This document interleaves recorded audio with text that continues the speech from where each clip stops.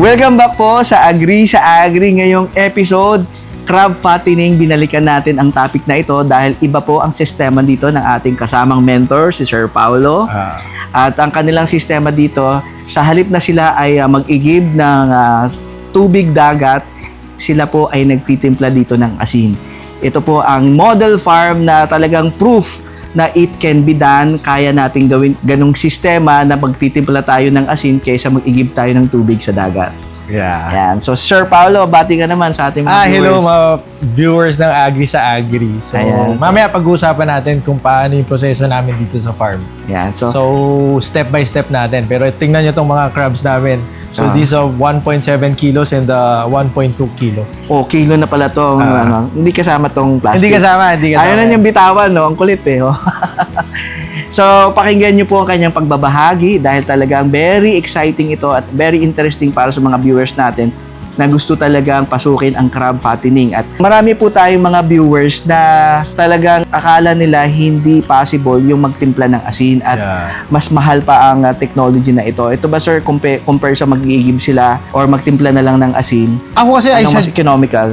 Mas economical tsaka mas feasible yung magtimpla ka nila ng asin kasi number 1, labor. Laborous yun eh. Number 2, hindi naman lahat ng lugar papayagan kang kumuha. Magpapaalam ka pa sa barangay. Pag nagpaalam ka sa mag-aabot ka pa, magpapakain ka pa. Diesel mo pa. Kung ano yung IBC tank na bibilin mo pa yung IBC tank na lalagyan. Yes. For example, trap. Let's say 2,000 liters yung kukunin mo or 1,000 liters. Same din yung gastos eh.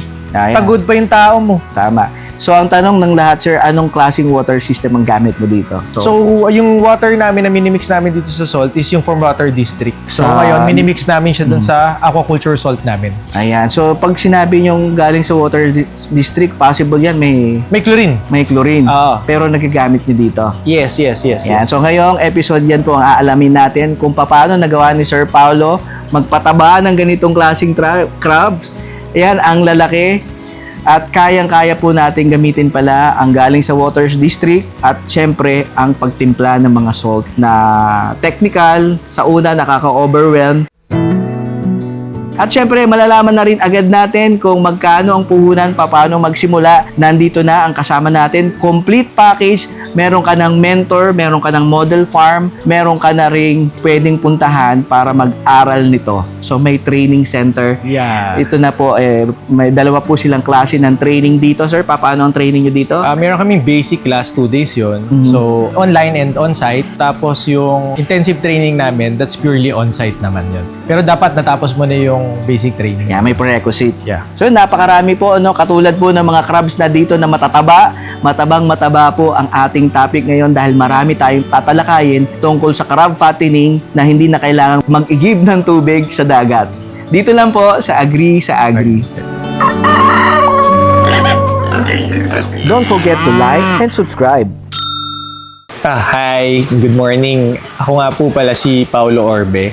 I'm the owner of Villa Orbe Farms. Nandito nga po pala tayo sa bayan ng Bailen, Cavite. So this is near Tagaytay. I think around 30 minutes away. So ngayon, itong facility namin, you can see here the vertical crab farming using recirculating aquaculture system. And other produce namin dito like yung Curbota pigs, and we also have the dragon fruit farm here. So, background ko, I'm in the corporate world. So, I've been in the legal industry. Then, nag-pursue ako dito sa this farming way back 6 years ago, a year before. So, ano pa lang siya noon?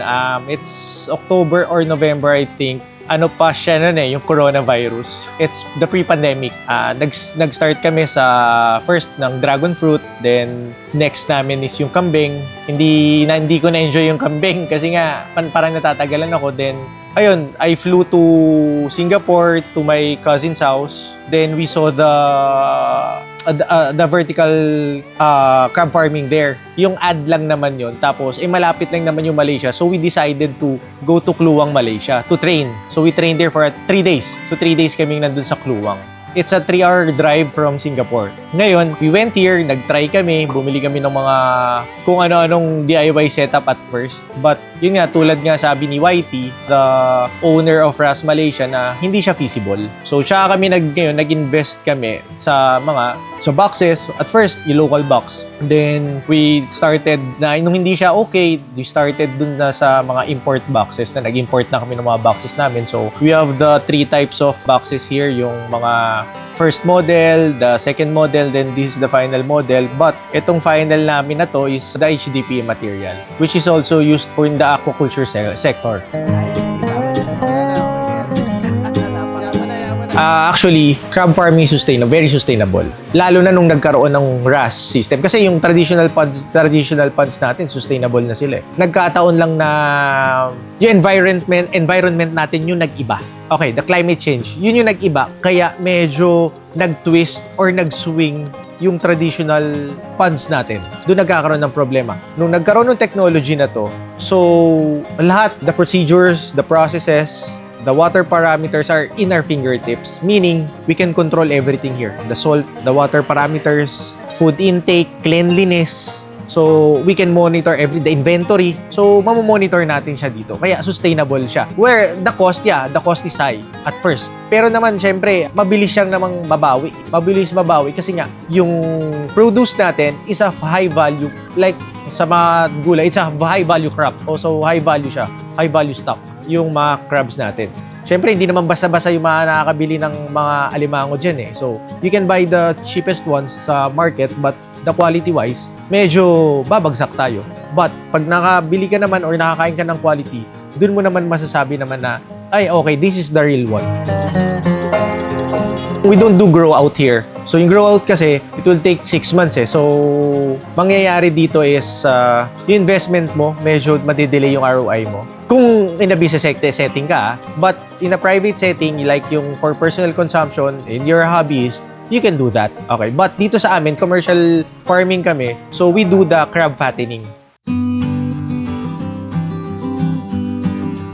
Actually, yung trial and error namin sobrang tagal. Ang dami na namin na-experience yung trial and error namin. We're turning 6 years, by the way. So, kung mga 5 years ago, siguro mga first 2 years, trial and error. Kasi may ako yung tao na, sige, subukan nyo yan. Okay lang na matalo tayo dyan. Kumbaga, ang importante kasi sa RAS, yung flow rate. So, what I'm trying to say is kasi yung flow ng water, may movement, di ba? So, yung movement na yon dapat tama siya dun sa system. Kasi otherwise, pwedeng magkaroon ng stress yung crabs pag yung flow rate ay hindi tama. So, ginagawa namin is, lilitan namin yung tubo, lalakihan namin yung tubo. Kasi hindi namin sinusunod yung standard noon before. Kasi nga, nagtitipid tayo. So, gumamit din kami ng mga, for example, yung sa filters naman namin, hindi kami naglalagay ng aeration noon. Kasi nga, yung kuryente. So, nagsa-start, nagtitipid. Hanggang sa'yo, nasisira lang yung tubig. Nag-order kami ng madaming alimango. Nilalagay namin. Nasira, madaming errors na nasubukan na namin. Nag-try din kami ng asin,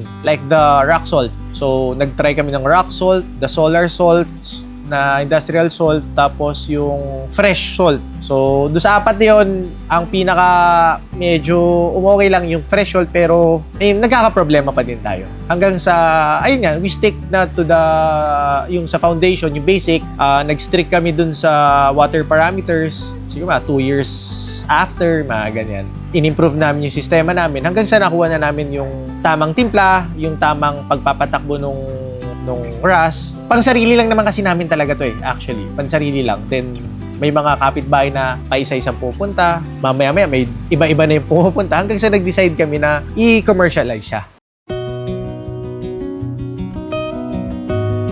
So, kwento ko lang di sa water source namin. At first, syempre, we follow the traditional way. Yung mga staff ko, yung mga tao ko, nagigib pa kami nun. Bumabiyahe pa sila ng naik just to get 2,000 liters of water. So, maghapon silang gagawin yun. I think mga 3 to 4 times nilang ginawa yun. Pagka nagigib sila ng tubig, kumakain na isang araw, tapos mga 3 tao yung nawawala. And ayun nga, syempre, it's not feasible na rin kasi number 1, pagod yung tao, gagastos ka ng diesel, yung renta mo dun sa resort, kasi may gagamit ka na saksakan for the pump then pabalik dito. So, nung kinompute ko, parang mas mahal pa. So, we decided na yun na nag-apply ako as distributor ng isang aquaculture salt.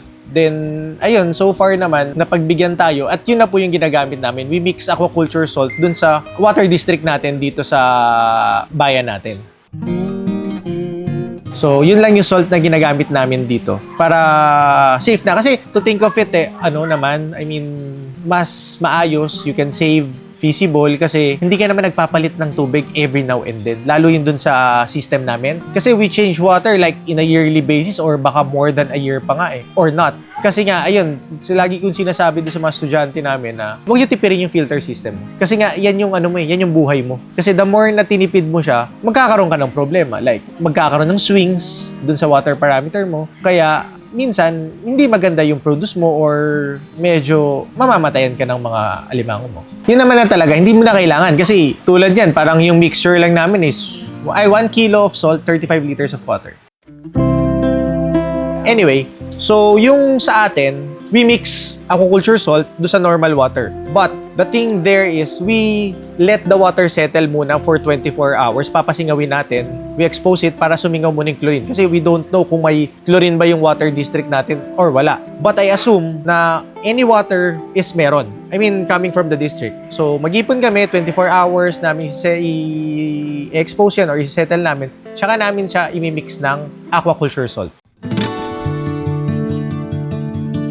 Actually dito, yung halimbawa, may dumating tayong crabs from our sources. So, hanggang first step namin doon, so we settle them first. So, meron kaming tub where we can settle the crabs. So, kumbaga, hayaan muna namin silang maggalaw-galaw muna doon for a while, like 1 hour, 2 hours. After that, dahan-dahan na namin siyang i-acclimate. So, acclimation means we let them adapt dun sa water dito sa system namin. Kasi nga, syempre galing sila sa ibang environment, so it can be lower, it can be higher yung salinity, so kailangan nila mag-adapt dito, kaya dahan-dahan namin siyang ina-acclimate dito para pagdating dun sa loob ng boxes, hindi sila magkakaroon ng salinity shock na tinatawag. Kasi yun lang naman yung critical pag nag-acclimate ka eh. So they should adapt first. Next naman, next process namin is the disinfection.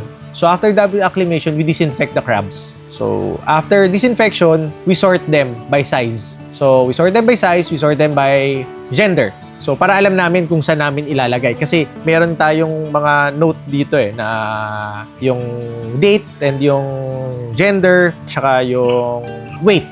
So sinusort namin after the disinfection and sorting, tsaka na namin siya ipapasok sa boxes. Take note lang sir na yung everything na ipapasok mo sa box, we always assume it as contaminated.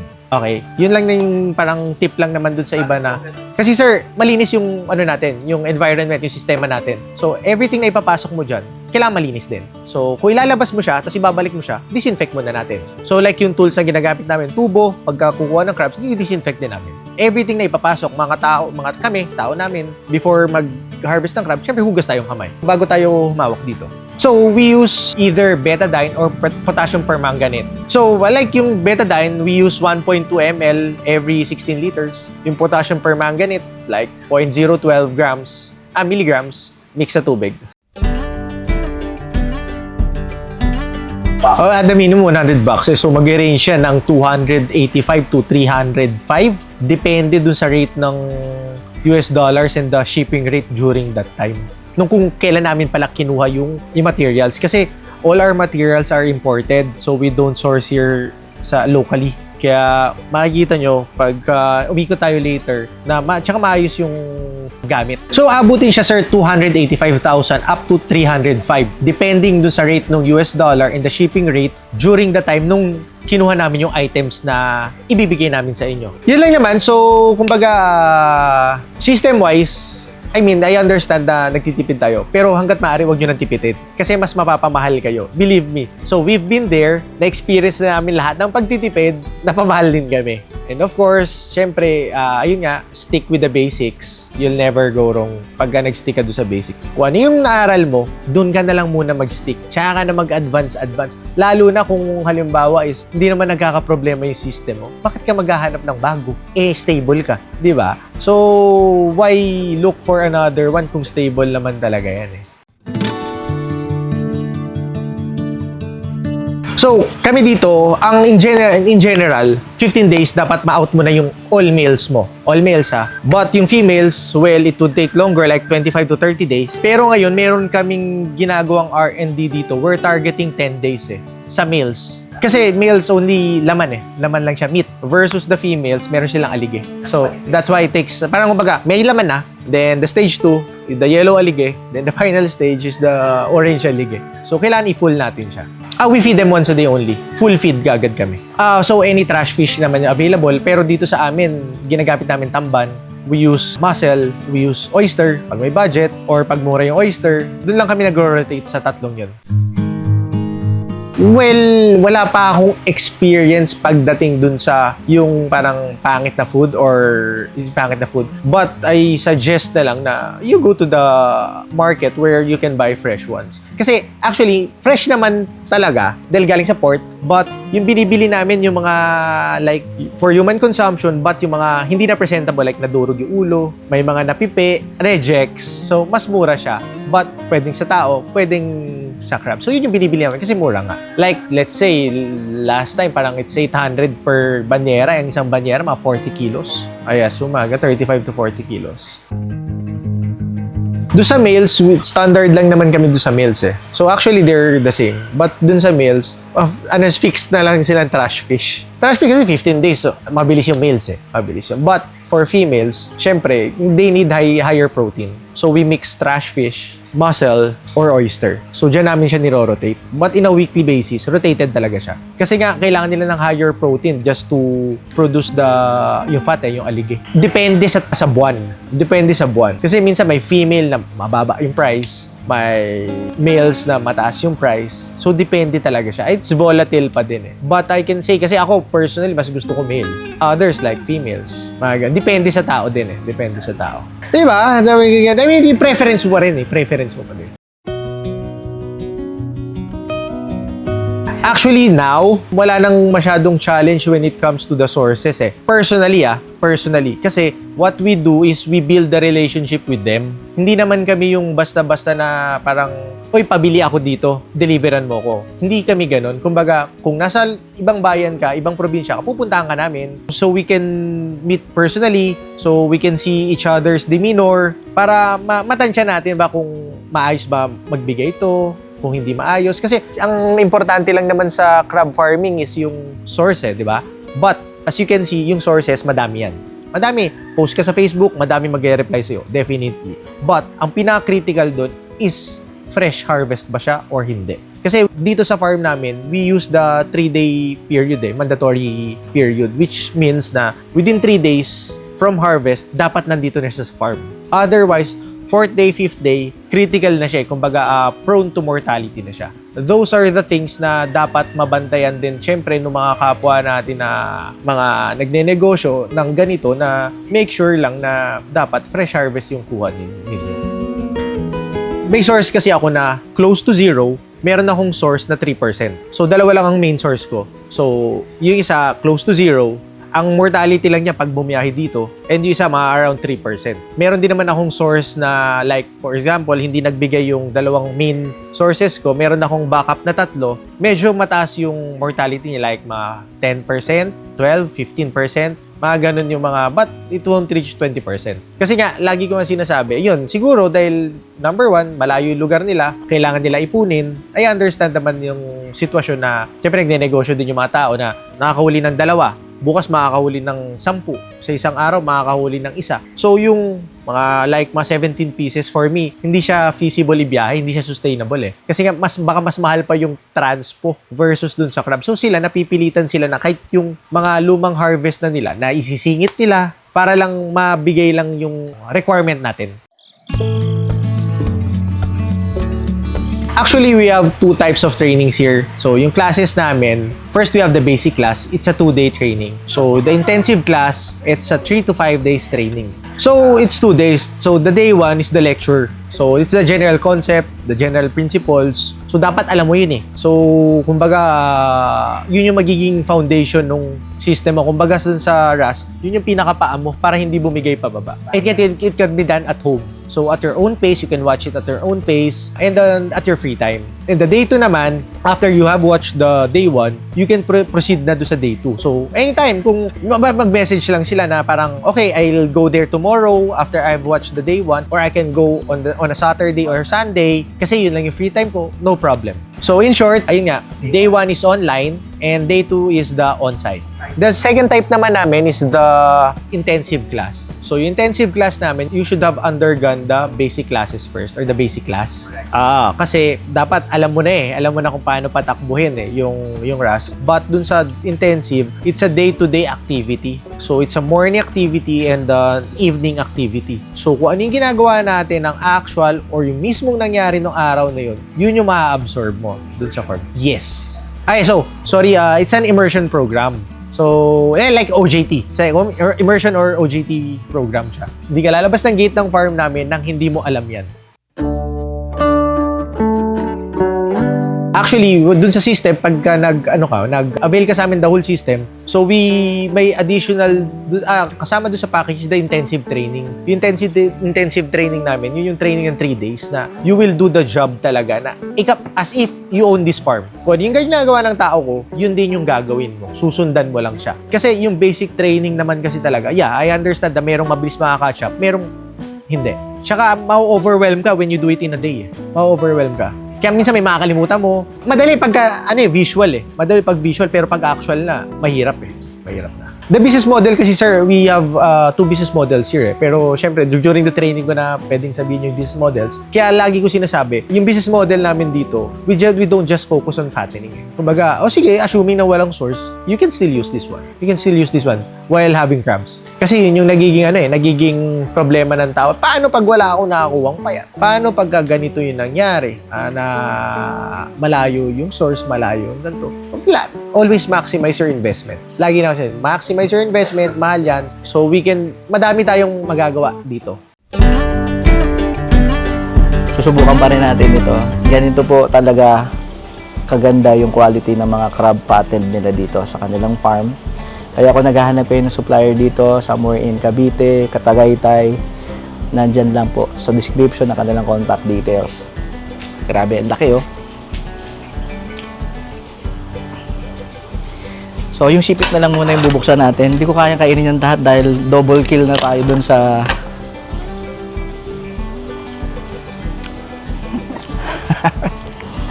gamot.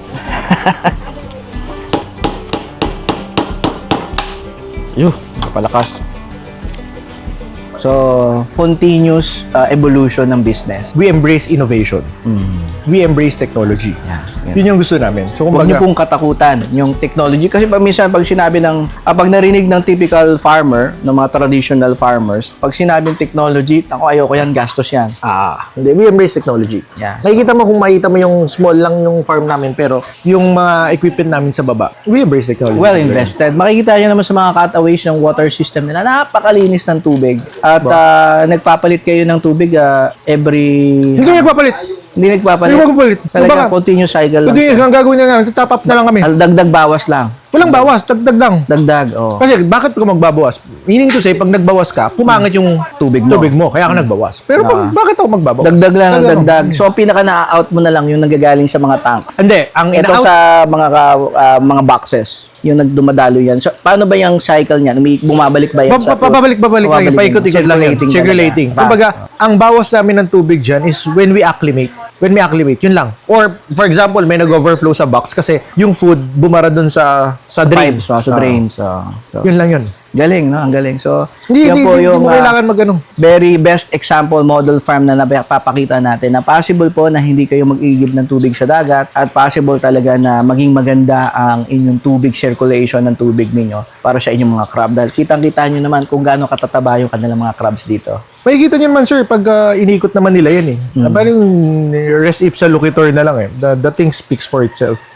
Na pag nakita mo, malinis yung tubig talaga yan. Wala kang, hindi tatawid ng UV light yan ng madumi. So at the age 37, kinalimutan ng legal industry, corporate life. Ngayon, full-time kayo dito. Dito. Full-time farmer, full-time mentor.